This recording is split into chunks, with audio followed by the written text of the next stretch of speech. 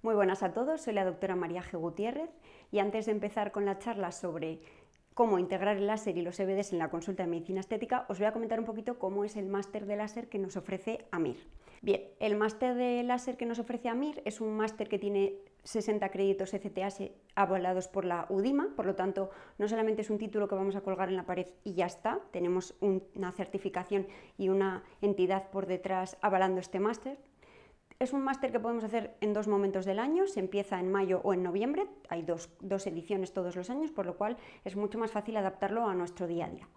Es un formato híbrido que llamamos, tenemos una parte presencial y una parte online, lo cual permite aún más adaptarnos a nuestro día a día. La parte presencial será aquella para las prácticas, ya que no hay otra forma de hacerlo y es una de la magia más importante que tiene el máster de AMIR son sus prácticas. Y por otro lado, la parte de contenido teórico y todas esas formaciones extra las podemos hacer de forma online a distancia.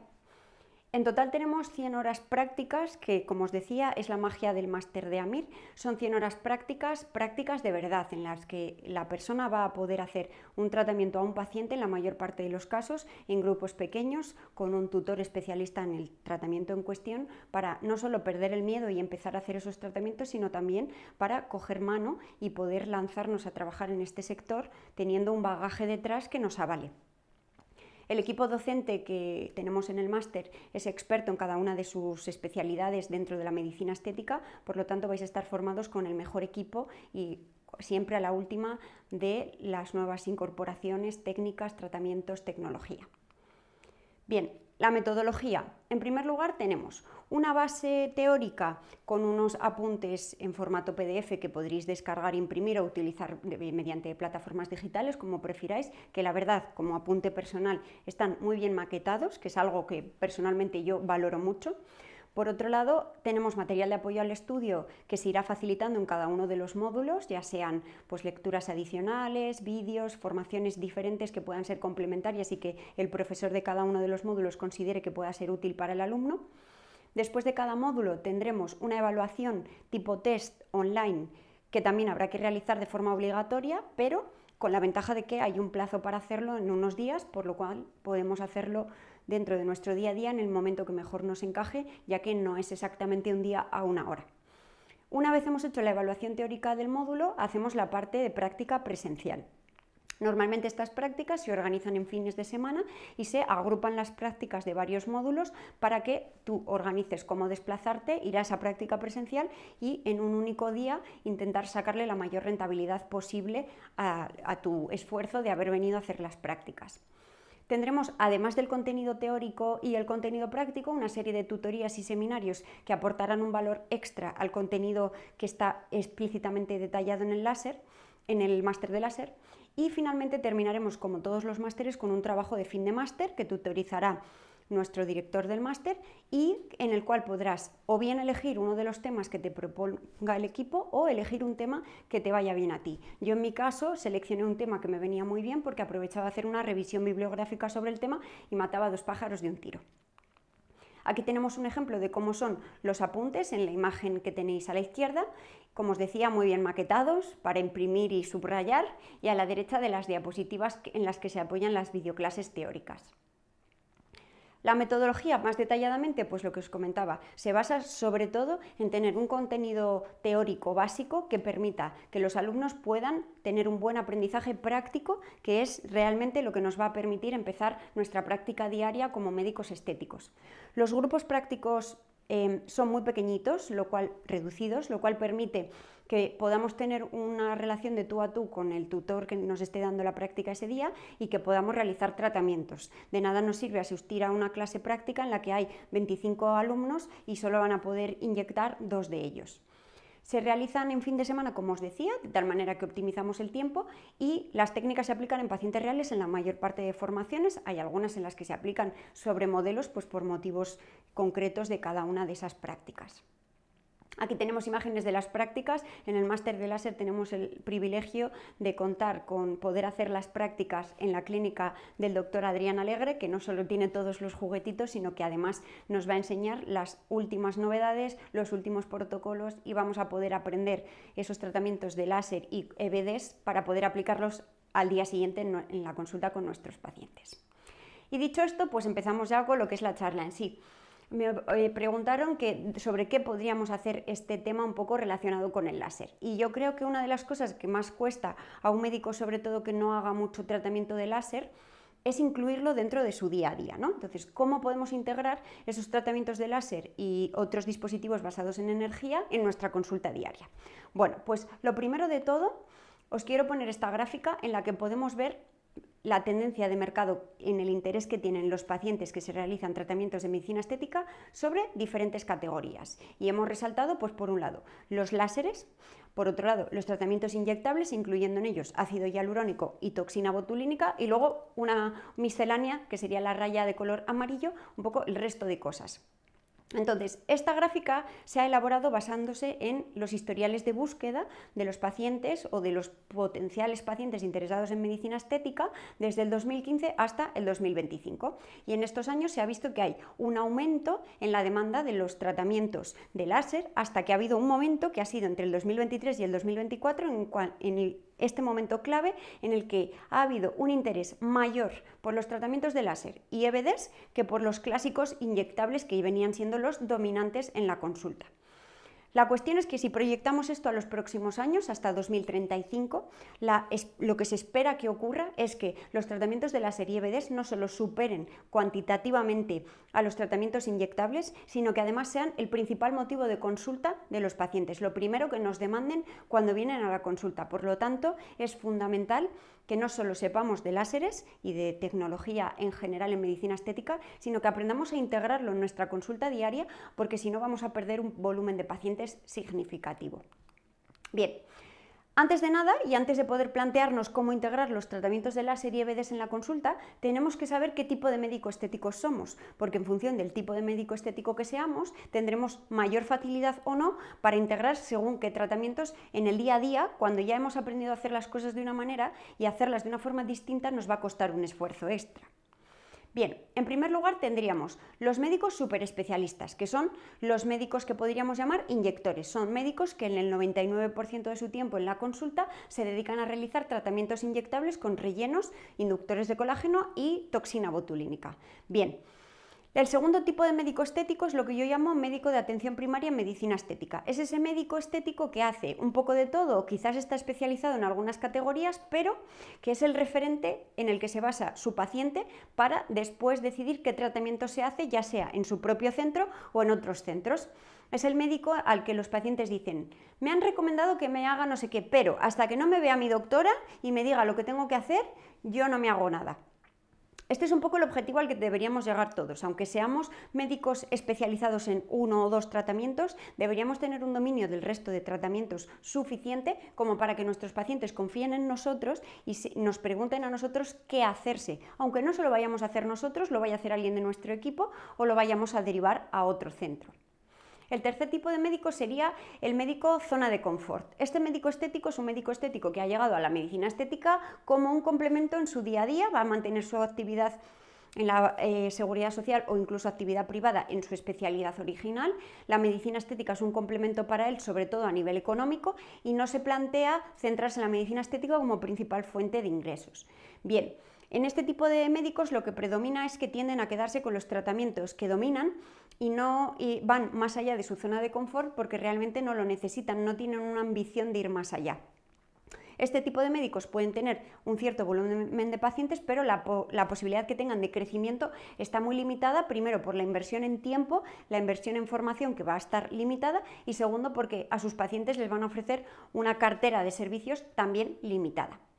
El cuarto tipo de médico es el médico que trabaja en otra especialidad, pero que tiene cierta afinidad a la medicina estética dicha especialidad. Como nos puede pasar, por ejemplo, en la endocrinología, nos pasa en la ginecología, son especialidades médicas convencionales, pero que cada vez tienen más relación con la medicina estética. Y esto puede hacer que profesionales de esos sectores se formen y aprendan en medicina estética para poder dar a sus pacientes un servicio mayor. En general, dentro de estos 4 subtipos de médicos estéticos, todos ellos deberían ser conocedores de los tratamientos con láser y EVDs porque, ya lo realicen o no, sus pacientes les van a preguntar por estos tratamientos en consulta. Bien, este es el mensaje más importante de la presentación. No solo tenemos que saber de tecnología para ejecutarla, sino también para pautarla. ¿Cómo le vamos a explicar a nuestro paciente al que solo le hacemos el Botox y el hialurónico que se tiene que hacer un láser ablativo si no sabemos explicarle qué resultados va a tener, cómo va a ser su posttratamiento, qué esperamos después de una sesión? Todo eso va a ser fundamental para que el paciente no solo confíe en nosotros y se haga el tratamiento, sino para que podamos tener una idea general de cómo va a mejorar ese paciente y darle una hoja de ruta, que es lo siguiente más importante. Los pacientes no vienen a hacerse un tratamiento puntual y no vuelvo a verlo, y de hecho el objetivo no es ese. Al final el médico estético tiene que ser un médico que acompañe al paciente a lo largo de su vida. Por lo tanto, cada vez que vemos al paciente tenemos que echar un ojo a la hoja de ruta que hayamos planificado con él y darle un plan de tratamiento, en el cual habrá tratamientos que hagamos nosotros, tratamientos que derivemos a compañeros de nuestro equipo o incluso compañeros de otros centros, porque nosotros no hagamos según qué cosa. Pero es muy importante que sepamos de todas esas categorías para poder dar un buen consejo a nuestros pacientes. Bien, ¿qué opciones de tratamiento tenemos? Vamos a categorizarlo todo un poco dentro de grandes grupos de tratamientos para poder simplificar. En primer lugar, tendríamos los tratamientos para el skincare, que esto es algo que muchos médicos estéticos dejamos de lado en el día a día porque damos por hecho, bueno, pues que tampoco nos va a suponer ningún beneficio, que el paciente ya tendrá su rutina o que vaya pérdida de tiempo, que son algunos de los comentarios que oigo a compañeros cuando hablamos del tema. Y deciros que el tratamiento que hacen los pacientes en casa todos los días es la base de mantener un buen resultado a largo plazo. De nada nos sirve hacer tratamientos para eliminar manchas a un paciente que luego no usa el protector solar a diario. Por lo tanto, es importante tener claro que los pacientes deben irse de nuestra consulta con una rutina de skincare adaptada a el nivel de compromiso que tenga el paciente con su rutina. No podemos ponerle a alguien que solo se lavaba la cara con el champú en la ducha una rutina de 8 pasos. Y obviamente tampoco podemos simplificar a limpieza y protección solar a un paciente de la generación Z que tiene un baño lleno de productos que ha visto en TikTok. Entonces tenemos que aprender a detectar eso. ¿Cuáles serían los básicos dentro de la rutina que debemos establecer? Pues limpieza y protección solar es lo mínimo que tiene que tener todo paciente. Si podemos dar un pasito más, los transformadores serían ideales, retinoides y ácidos exfoliantes, y luego podemos plantear tratamientos optimizadores como péptidos, antioxidantes, etc. Segunda categoría de tratamientos, pues serían los CBDs, y aquí es auténticamente una miscelánea de cosas, porque dentro de tratamientos con dispositivos basados en energía tenemos todo un mare magnum de cosas, ¿no? Pero en general tendremos que clasificarlos en tratamientos que nos permitan mejorar la textura cutánea, estimular la producción de colágeno, y los tratamientos que nos permitan uniformizar el tono de la piel, ya sea para reducir rojeces o reducir manchas. Con esas 3 ideas un poco generales podemos saber qué tipo de tratamientos necesita nuestro paciente, aunque no sepamos el nombre del dispositivo concreto que vaya a necesitar. Los inductores de colágeno que dan un efecto de volumen, este tipo de tratamientos son los más demandados ahora mismo porque hay un incremento en el interés en los inductores de colágeno inyectables, y prácticamente todos, a excepción de los polinucleótidos, dan cierto grado de volumen, aunque este sea mínimo. La población cada vez está más interesada en los mismos, y es importante que tengamos claro que hay que utilizarlos, pero hay que utilizarlos bien para evitar sobrecargar de volumen a los pacientes, y también teniendo en cuenta que los inductores de colágeno no tienen antídoto. Es decir, si tenemos un efecto adverso con uno de estos tratamientos, no tenemos la hialuronidasa como nos ocurre con el ácido hialurónico. Los inductores de colágeno no voluminizadores, que aquí podríamos meter dentro de esta categoría a dispositivos o EBDs que permiten estimular la producción de colágeno sin dar volumen, que es lo que nos permite la tecnología. También tenemos inductores de colágeno inyectables que no dan volumen, como por ejemplo los polinucleótidos. Y la última categoría serían los rellenos y la toxina. Los rellenos y la toxina, que no requieren de ningún tipo de presentación, porque casi todos los médicos que hacen medicina estética dominan esas 2 categorías de tratamiento. Bien. Dentro de la tecnología láser y dispositivos basados en energía podríamos categorizarlos en los siguientes grupos. El primero de ellos sería el láser ablativo, que es el más fácil de identificar por todos nosotros. Se pueden hacer de diferentes maneras. A día de hoy lo que más se hace son láseres ablativos fraccionados, porque el tiempo de recuperación es infinitamente mejor, y aunque los resultados puedan ser superiores con los láseres fraccionados ablativos clásicos full beam, el post de estos láseres hace que la mayoría de pacientes en el día a día no puedan permitirse hacerse estos tratamientos. Además, a día de hoy, con la tecnología ablativa, pues va mejorando, parece que está todo escrito con estos láseres, pero no, aparecen tratamientos con duraciones de pulso cada vez más cortas, tratamientos híbridos que combinan en el mismo dispositivo láseres fraccionados no ablativos junto con el ablativo fraccionado para intentar conseguir un efecto similar a un ablativo más potente, pero con un tiempo de recuperación menor. La segunda categoría serían los láseres fraccionados no ablativos, que no solo tienen utilidad para estimular la producción de colágeno, sino que cada vez van saliendo longitudes de onda diferentes que pueden tener, por ejemplo, más afinidad por la grasa y ser muy útiles para el tratamiento del acné y sus consecuencias. Esto es un campo que está en crecimiento porque al final la forma de diferenciarse en este sector es conseguir sacar una longitud de onda nueva o una aplicación diferente. Por lo tanto, el sector está en constante crecimiento. En tercer lugar tendríamos los láseres vasculares y aquí tenemos diferentes tecnologías. Tendríamos el KTP, que a día de hoy está recobrando un poco su fama con nuevos equipos, los láseres de colorante pulsado, que como pega tienen el post-tratamiento de los pacientes que hacen una púrpura muy grande. Tendríamos los láseres de Nd:YAG, que estos han sido los más utilizados hasta ahora para tratamiento de lesiones vasculares localizadas, y luego pues dentro de la categoría otros, para tratamiento vascular también tenemos algunas longitudes de onda de luces pulsadas, pero que no entrarían dentro del láser, porque ya sabéis que la luz pulsada no es láser.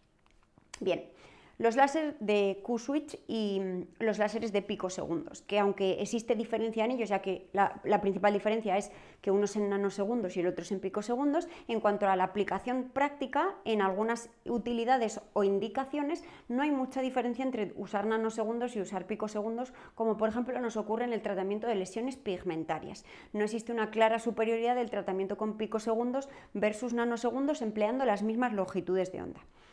Luego podemos utilizar tanto nanosegundos como picosegundos con lentes difractivas y entonces sería un tratamiento de fotorrejuvenecimiento. Se crea un daño en la dermis denominado LIOPS, son estructuras anatómicas que permiten un daño localizado y una regeneración posterior del tejido con aumento de la matriz extracelular, colágeno, elastina, etc. En quinto lugar tendríamos las luces pulsadas y aquí tenemos muchas combinaciones. Tenemos longitudes de onda concreta, tenemos rangos de longitudes de onda. El tema luces pulsadas posiblemente hasta ahora era lo que más se había desarrollado y lo más fácil de implementar en una consulta o en un centro, y de hecho hay luces pulsadas en centros estéticos que no son de medicina estética. Es posiblemente el tratamiento de los EBDs que más conoce el paciente o que hasta ahora más conocía. Seguramente alguien que empiece en el campo de los EBDs, una de las primeras cosas que incorpore sea una luz pulsada, porque aunque la luz pulsada no quita nada, lo mejora todo. Entonces nos permite hacer un poco ese barrido general, mejora de lesiones pigmentarias, vasculares y calidad de piel. Bien, los tratamientos con IFU, que son bastante famosos a día de hoy porque, bueno, pues como sabréis, hay varias marcas detrás con una campaña de marketing muy potente que está haciendo que los IFU no los llamemos IFU, sino los llamemos por el nombre de la marca del dispositivo más famoso. Y de hecho esto está haciendo que los pacientes vengan a la consulta a pedirnos el tratamiento con el IFU concreto. No nos pidan un tratamiento de IFU o no nos pregunten, oye, ¿qué opinas de los IFU? No, nos preguntan qué opinamos de X o de Y marca. Esto tiene sus ventajas y sus inconvenientes. La ventaja es que, bueno, pues todo lo que expanda el conocimiento y facilite que al paciente le llegue la información sobre los tratamientos va a ser beneficioso. El inconveniente es que si nosotros disponemos de un equipo distinto, que no tiene por qué ser peor, sino que es de otra marca diferente, va a ser difícil que un paciente que viene buscando una marca se haga un tratamiento con un IFU que no sea el de la marca que él buscaba. El séptimo tipo de tratamiento sería la radiofrecuencia fraccionada con microagujas, que le pasa un poco lo mismo que a los IFU. Es un tratamiento que lleva existiendo mucho tiempo, pero que en los últimos años ha sido más famoso porque una marca concreta que fabrica un tipo de dispositivo de radiofrecuencia fraccionada con microagujas ha metido mucho dinero en tema marketing y casi todos los pacientes que buscan radiofrecuencia fraccionada con microagujas preguntan por el nombre concreto de esta marca. También el hecho de que el nombre completo de la radiofrecuencia sea tan largo, pues hace que tendamos incluso los profesionales a utilizar abreviaciones como microagujas o incluso la marca del dispositivo. El endoláser, también muy famoso a día de hoy. El endoláser en España lleva existiendo muchos años, pero en España en los 2 últimos años ha tenido un crecimiento brutal. La marca que lo comercializa en España, dentro de la única que tiene aprobación por la FDA, ha doblado la venta de equipos en los últimos 2 años, lo cual nos hace pensar que no solo hay una demanda por este tratamiento, sino que además hay un interés por los médicos en realizarlo. El endoláser es una fibra óptica con un láser de diodo que se aplica de forma subcutánea. Se puede utilizar para retensado, se puede utilizar para tratamiento de grasa localizada y también lo podemos utilizar como inductor de colágeno, aunque obviamente más invasivo. Por último tendríamos la categoría miscelánea de todo lo demás que tenemos en EBDs, pero he intentado reflejar los más importantes o por lo menos los más famosos.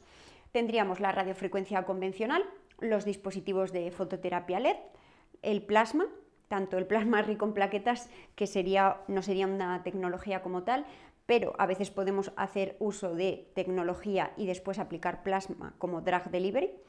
Por otro lado tendríamos los dispositivos de microplasma, que esos verdaderamente serían un sistema tecnológico, la carboxiterapia, criolipólisis, microondas, ondas de choque, aunque es cierto que estos últimos 3 son más dentro del campo de la estética que de la medicina estética en sí misma. Bien. La dificultad cuando uno tiene una forma de trabajar concreta es cómo reconducir un tratamiento con el paciente. Un paciente que viene pidiendo un tratamiento para labios, como le digo, que tiene que hacerse un tratamiento de aparatología, o cómo reconduzco hacia ese tipo de tratamientos. Bien, pues en primer lugar es cierto que en el paciente que viene pidiendo un tratamiento para piel en general, ya sea rojeces, manchas, cicatrices de acné, es fácil encajar ese mundo de la aparatología y de hecho el paciente es muy probable que ya considerara la posibilidad de estos tratamientos antes de venir a la consulta, pero con los pacientes que vienen a nuestra consulta pidiendo tratamientos más propios de médicos inyectores es más difícil que derivemos. Entonces vamos a ver un poquito cómo podríamos derivar según cuál sea el motivo de consulta del paciente y finalmente veremos unos ejemplos de cómo hacerlo directamente con un caso concreto. Bien, en primer lugar, vamos a ver un paciente que viene pidiéndonos neuromoduladores.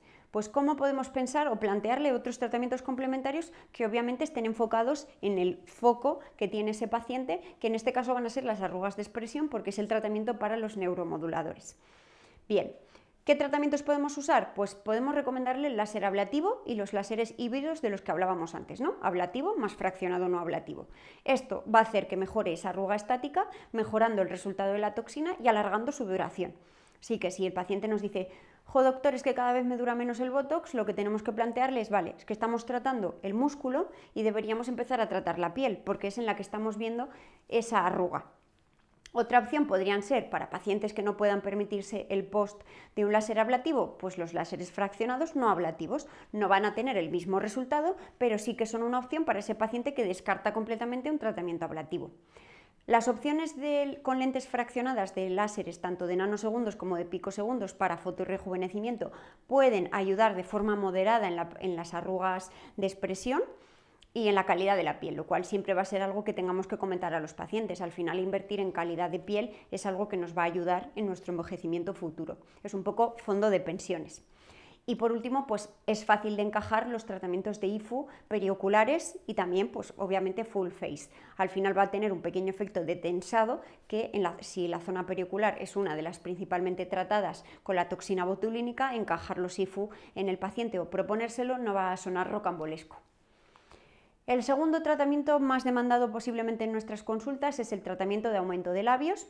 Entonces, aquí es relativamente sencillo hablar con el paciente de una necesidad de valoración full face, porque muchas veces la problemática que tenemos en la zona bucal y peribucal es una consecuencia de la flacidez y el descolgamiento de los tejidos en el resto del rostro, por lo tanto puede que sea necesario volver a reposicionarlos, sobre todo en la zona del tercio medio. Tratamientos como el Endolift puede ser muy útil para esto, especialmente en pacientes que tengan una cara pesada, exceso de tejido graso subcutáneo, o en pacientes que descarten tratamientos inyectables, que ahora mismo hay una corriente también a evitar los tratamientos inyectables.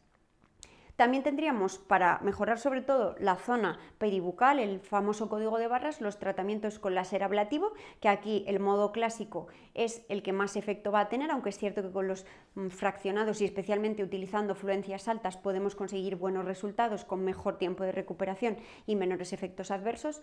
Y por otro lado tendríamos también la radiofrecuencia con microagujas, que nos serviría tanto para mejorar la zona peribucal como para la flacidez del tercio medio y tercio inferior.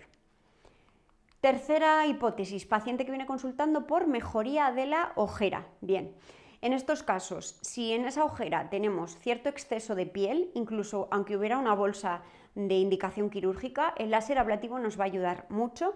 Primero, porque si el paciente termina operándose, va a mejorar el resultado de esa cirugía. De hecho, muchos cirujanos realizan láser ablativo inmediatamente después de la cirugía de blefaroplastia superior en el párpado inferior.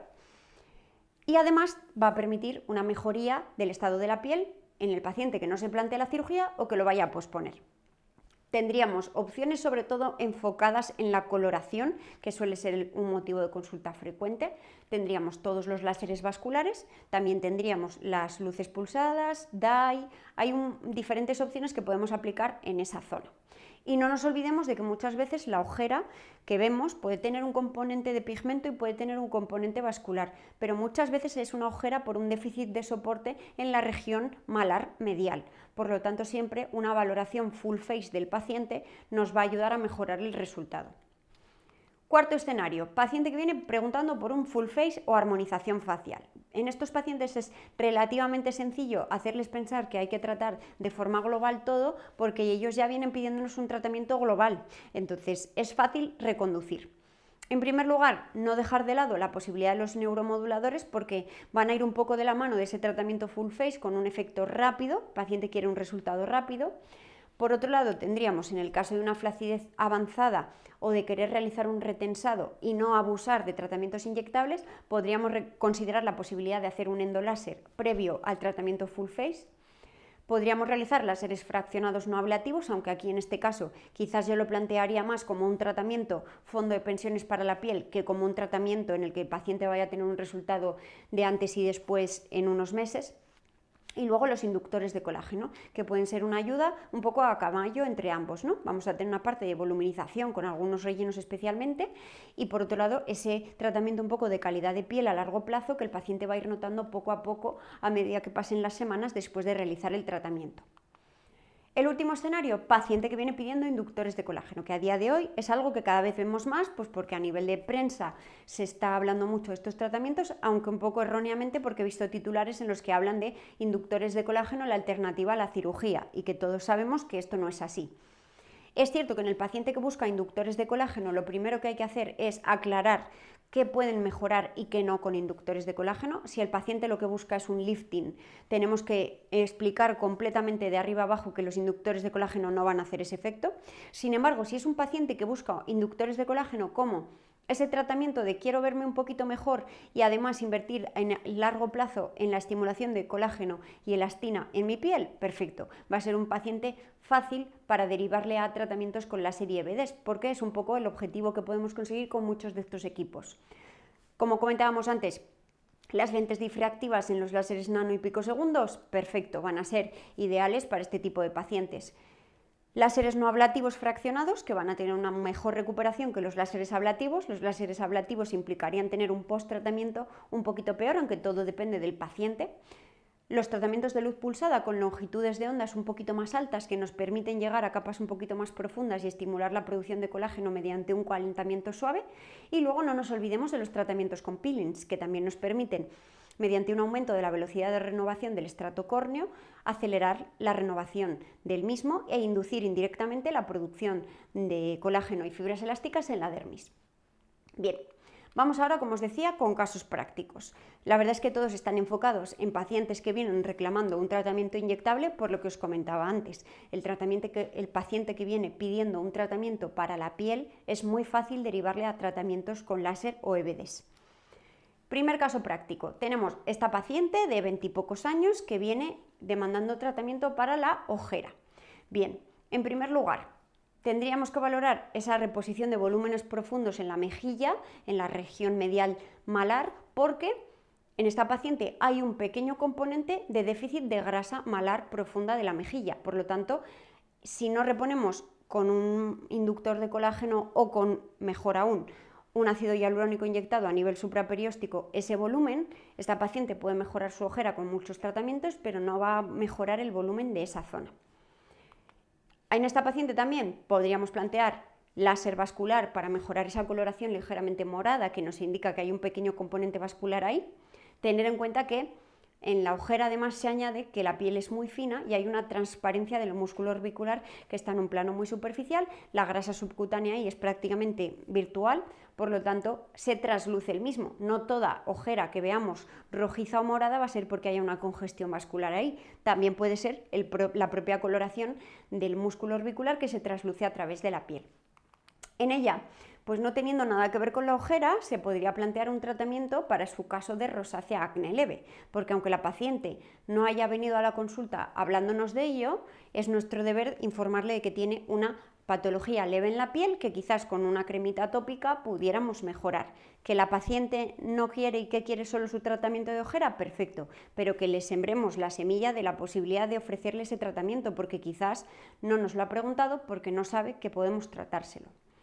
¿Qué opciones tendríamos con los EBDs en este campo? Pues sobre todo luz pulsada y láseres vasculares para ese componente de rojez difusa, y se podrían plantear también láseres ablativos para las marquitas de acné, aunque es cierto que en su caso son sobre todo eritemas postinflamatorios, rojez, que va a mejorar más con láser vascular e IPL que con láseres ablativos.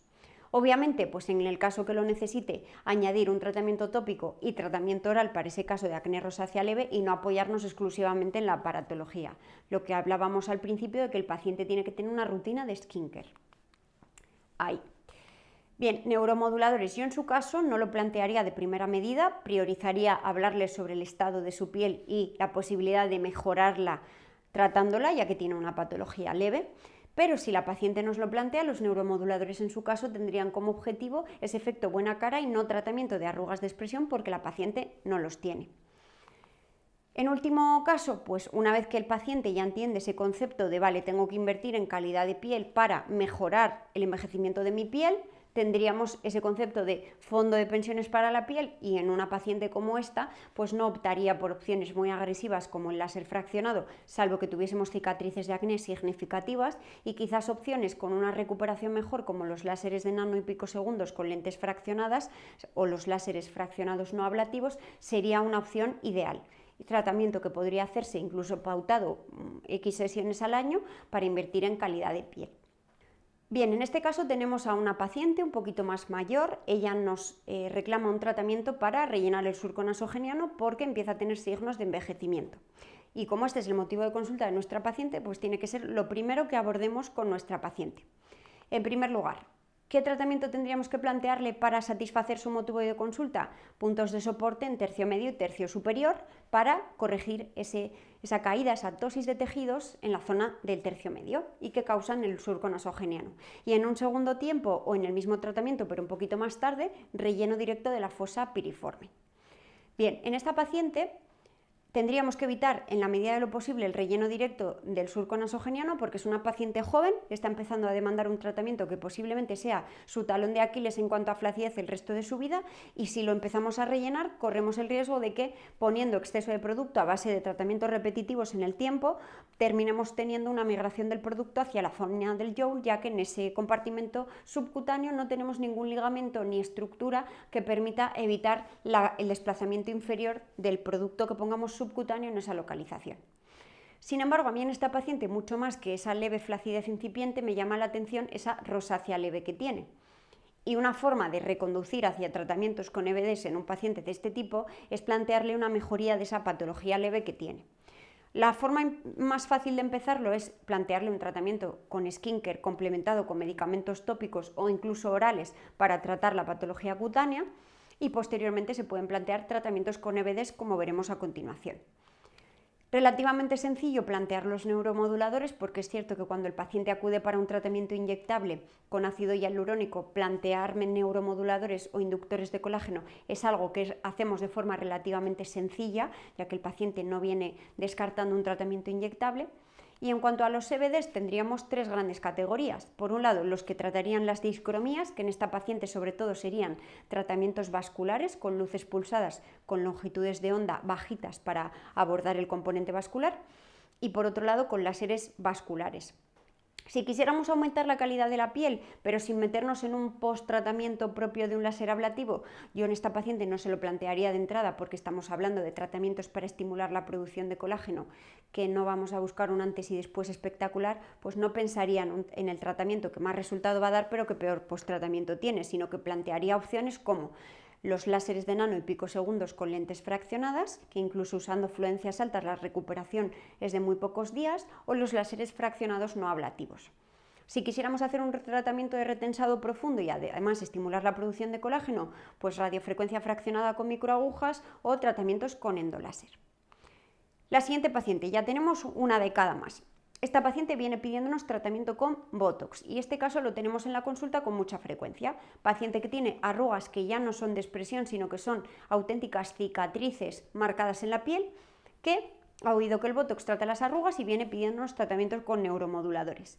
En estas pacientes hay que reconducir desde el principio porque todos sabemos que haciendo un tratamiento con toxina, por perfecta que lo hagamos, vamos a tener un problema y es que las arrugas de la glabela no van a desaparecer porque ya tienen una profundidad del calibre de las cicatrices. Por lo tanto, pues ya tenemos que hablar con ella desde el principio, lo cual nos va a facilitar el abrir la posibilidad a los tratamientos con EVDs. Bien, con la toxina también el peligro en esta paciente de que tenemos una ligera blefarochalasis, es decir, exceso de piel en el párpado superior e incluso un leve componente de ptosis de la ceja. Por lo tanto, un tratamiento con toxina botulínica agresivo en el frontal va a empeorar esto, va a hacer que la paciente se note la mirada más cerrada y va a hacer que la paciente no quiera ponerse este tratamiento en más ocasiones. Así que habría que plantear o un tratamiento dos zonas, glabela pata de gallo, o realizar un tratamiento del frontal infradosificando y haciendo una línea de seguridad mucho más alta de lo habitual. Eso implicará que las arrugas frontales no van a desaparecer por completo, pero por lo menos con eso garantizamos que haya una seguridad en cuanto a evitar un resultado peor que el que tenía el paciente antes de tratarse, que al final tiene que ser siempre nuestro objetivo con la toxina. En cuanto a tratamiento de esas arrugas, que la paciente va a venir a la revisión y nos va a decir que, doctor, esto no se me ha quitado. Bien, lo ideal es haberlo previsto en la primera consulta cuando le ponemos la toxina para hablarle de esa hoja de ruta o plan de tratamiento en la cual incluso en esa sesión de revisión de la toxina podemos plantear hacer una primera sesión de resurfacing porque realmente es el tratamiento ideal para mejorar el aspecto de arrugas de expresión cuando el Botox no es suficiente para mejorarlas. ¿Se pueden rellenar? Sí. Va a haber casos en los que la arruga, más bien cicatriz, sea tan profunda que haya un déficit de tejido que ningún láser vaya a reponer y que tengamos que meter material que ocupe ese espacio que antes ocupaba el músculo o la grasa subcutánea. Pero en primer lugar tendremos que trabajar la piel, haciendo no solo un efecto de lijado, sino también un efecto de estimulación a la producción de colágeno profundo. Esto va a hacer relativamente sencillo plantearle los tratamientos con EVDs a la paciente. Rutina de skincare, que como comentábamos antes es algo que siempre tiene que estar sí o sí. Y en cuanto a los EVDs tendríamos un poco las mismas categorías que con la paciente anterior. Tratamientos para discromías, en esta paciente ya hay más componente pigmentario, tenemos pigmentación difusa, tenemos léntigos. En estos casos pues sí que puede ser interesante incluir tratamientos con nanosegundos o picosegundos para tratamiento de componente pigmentario, usar filtros del IPL que también aborden ese componente de melanina e incluso tratamiento despigmentante con medicamentos tópicos como un Kligman. En el caso de plantear tratamientos para estimular la producción de colágeno, yo, como os comentaba antes, priorizaría realizar un láser ablativo porque va a mejorarle su motivo de consulta, que han sido indirectamente las arrugas de expresión, porque ya venía pidiendo tratamiento con Botox. Y en el caso de realizar tratamientos de retensado profundo, iría directamente a los tratamientos con endoláser, ya que aquí tenemos compartimentos de grasa subcutánea que nos vendría bien reducir, como por ejemplo en la zona del jowl, pero además realizar un tensado de la piel, encoger un poquito el colágeno ya presente en la piel y estimular la producción de colágeno nuevo. Si tuviésemos un déficit de volumen, podríamos plantear un tratamiento con full face para puntos de soporte, pero es cierto que en esta paciente, dado que nos venía pidiendo tratamiento con toxina, es algo que dejamos para el final, pero no descartarlo porque es cierto que, por ejemplo, un relleno de la fosa temporal le va a venir muy bien para dar soporte a esa cola de la ceja que va a tender a caer por el exceso de piel del párpado y por la propia ptosis de ceja que ya tiene la paciente. Vamos con el último ejemplo. Esta paciente, que ya es mucho más mayor, esta paciente acude directamente pidiendo tratamiento para mejorar la flacidez. El mejor consejo que podemos darle a esta paciente es el de tratamiento quirúrgico, porque obviamente todos tenemos claro que en este caso tenemos una indicación quirúrgica. ¿Qué ocurre? Que muchas pacientes de esta edad no se plantean una cirugía, sin embargo sí que quieren hacer cosas que las permitan mejorar. En primer lugar, el plan de tratamiento ideal con esta paciente, partiendo de que el post-tratamiento o la inversión económica no fueran una limitación. Pues primero realizaríamos un resurfacing agresivo con CO2. Esto ayudaría a mejorar la superficie cutánea, las lesiones pigmentarias, la textura cutánea, estimular la producción de colágeno y en un segundo tiempo realizar un tratamiento con endoláser para tratar esa grasa subcutánea en zonas localizadas que nos puede estar dando peso, como ocurre en el surco nasogeniano o en la zona del joule, y tensar la piel desde un plano mucho más profundo que a donde podemos llegar con los láseres ablativos.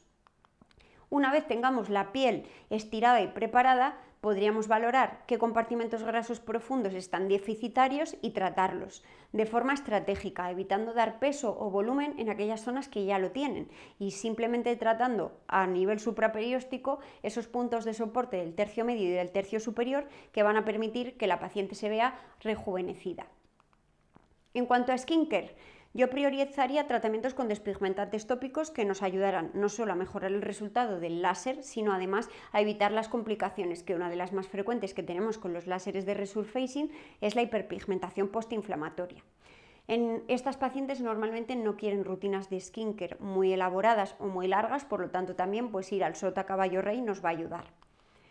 ¿Otros EBDs que podríamos plantear en ella? Yo no lo plantearía como primer tratamiento o solamente lo plantearía en caso de que la paciente no quiera pasar por el post de un láser ablativo o tengamos una limitación económica y la paciente prefiera no tratar la flacidez después de hablar con ella por la inversión que va a tener que hacer y prefiera centrarse en mejorar un poco rojeces y manchitas, que económicamente le va a salir mejor.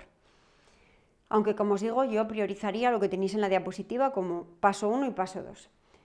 Dentro del resto de EBDs, ¿con qué puede notar algo la paciente? Pues tratamientos enfocados a mejorar discromías, agresivos, porque si no, no vamos a tener resultado, radiofrecuencias con microagujas, en lo cual en el cuello puede ser especialmente significativo el resultado, siempre, como os digo, segunda línea, porque la primera línea es lo que os pongo arriba en la diapo, y los láseres no ablativos, pues dentro de esto podríamos usar IPL, láseres vasculares, láseres de nano o picosegundos para tratar el componente pigmentario.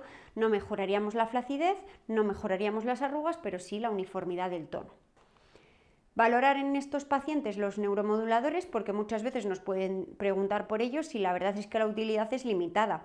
Yo plantearía utilizar neuromoduladores en esta paciente con las mismas restricciones que en la anterior en cuanto a su blefarochalasis y tosis de la ceja, pero una vez que hayamos hecho el láser ablativo y si hemos tenido una mejoría suficiente de la arruga, porque si no va a ser un tratamiento con el que la paciente no note ningún efecto o por lo menos no en las primeras sesiones.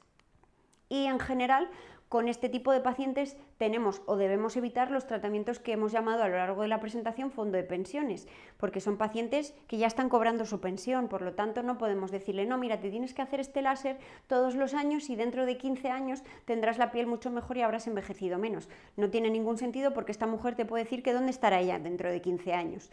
Entonces, en general, en este tipo de pacientes lo más importante es reconducir desde la primera consulta, porque a veces vienen con una información muy contradictoria a la consulta sobre qué cosas se pueden conseguir y no con medicina estética, sobre cuál es la inversión en tiempo que tienen que hacer, porque muchos de estos tratamientos tienen un post-tratamiento malo, incluso los láseres no ablativos enfocados en mejorar discromías, en esta paciente va a tener una semana de recuperación con pequeñas costritas y rojeces, por lo tanto es algo que la paciente tiene que saber desde el minuto 1 y lo más valioso en estos casos es ser sincero con ellos, porque a veces por no perder la venta de un tratamiento que vamos a hacerle nosotros, como pudiera ser un resurfacing, no le comentamos a la paciente la posibilidad de que es una paciente quirúrgica, porque en esos casos el plan de tratamiento cambia y aunque muchas veces damos por hecho que el paciente va a descartar el tratamiento quirúrgico, esto no tiene por qué ser así.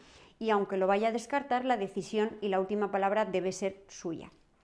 Así que, dicho esto, os dejo por aquí mi QR a Instagram para cualquier pregunta que podáis tener. Puedo tardar en contestar, pero al final contesto. Y os dejo también el código de descuento que me ha facilitado Amir para que os hagan un descuento en caso de que os matriculéis en alguno del portfolio de másteres que tiene AMIR, no solamente para el máster de láser.